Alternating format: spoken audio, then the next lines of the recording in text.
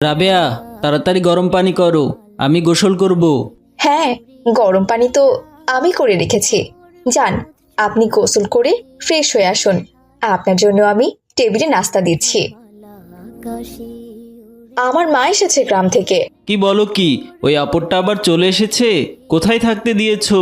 Guest রুমে আবার থাকতে দিয়েছো নাকি? আরে না, আপনার কি মাথা খারাপ হয়ে গেছে নাকি? আমি গেস্ট রুমে থাকতে দিব? ওই তো পুরানা ভাঙাচোরা জিনিসপত্রগুলো যে ঘরটাতে রেখে দিই, সেখানেই মেঝেতে একটা বিছানা পেতে দিয়েছি, ওখানেই শুয়ে আছে হয়তো। কদিন থাকবে বলেছে? আমি কিন্তু একদিনের বেশি আমার বাড়িতে কাউকে রাখতে পারবো না। কালকে কিন্তু চলে যেতে বলো। অতদিন থাকবে না। আমার ভাই আব্দুর রহিমের বউ নাকি ভীষণ অসুস্থ। আব্দুর রহিম ওর বউকে নিয়ে গেছে শহরে ডাক্তার দেখাতে। বাড়িতে মা একা থাকতে পারবে না বলে আমার কাছে রেখে গেছে। ডাক্তার দেখানো শেষ করেই বাড়িতে ফিরে আসবে, আর গ্রামে যাওয়ার পথে নিয়ে যাবে। আচ্ছা আচ্ছা, ঠিক আছে, সেটাই যেন হয়। এইভাবে দিন গড়িয়ে রাত হয়ে গেল। রাবেয়া তার পরিবারকে নিয়ে রাতের খাবার খেয়ে ঘুমাতে চলে গেল, কিন্তু বৃদ্ধ বুড়ির কথা কেউই মনে করলো না। এত রাত হয়ে গেল, কিন্তু এখন পর্যন্ত রাবেয়া তাকে খাবার দিল না। মনে নেই ভেবে বৃদ্ধ বুড়ি তার মেয়ে রাবেয়াকে ডাকতে লাগলো। মা রাবেয়া, রাবেয়া, কোথায় রে মা? আরে আরে, মা এসেছে!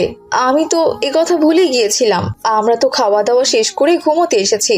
মা তো সে সকালে এসেছে, তাকে তো এখনো কিছু খেতেই দেইনি।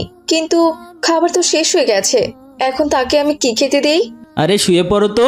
বৃদ্ধ মানুষের এত খেতে হবে কেন? সকালে উঠে একেবারে খাবে এখন। কোনো সারা শব্দ করো না, দেখবে ডাকতে ডাকতে এমনিতেই চুপ করে ঘুমিয়ে পড়বে। তুমি তো আমাকে বললে কালকের মধ্যেই চলে যাবে, কিন্তু যে অবস্থা দেখছি মনে তো হচ্ছে 10-12 দিনের আগে যাবে না। যেভাবে হোক কালকের মধ্যে তাড়িয়ে দিও।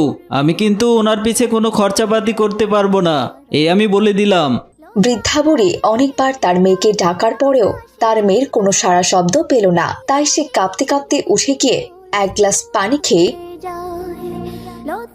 আবারও এসে শুয়ে পড়ল। পরদিন সকালবেলা ক্ষুধার জ্বালায় বৃদ্ধা বুড়ি সকালে বিছানা থেকে উঠতেই পারছিল না।